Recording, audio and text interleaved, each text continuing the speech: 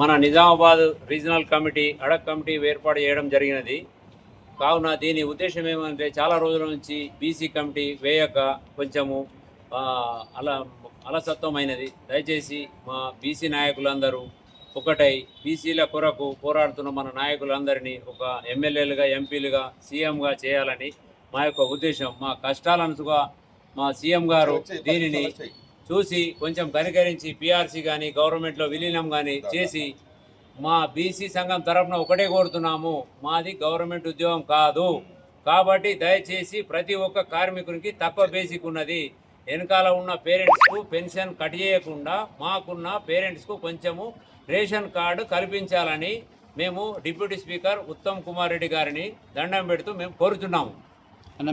అది తెలంగాణ బీసీ ఉద్యోగుల సంక్షేమ సంఘం స్టేట్ ఆర్గనైజ్ సెక్రటరీని, రీజనల్ సెక్రటరీ, ఆర్టీసీ.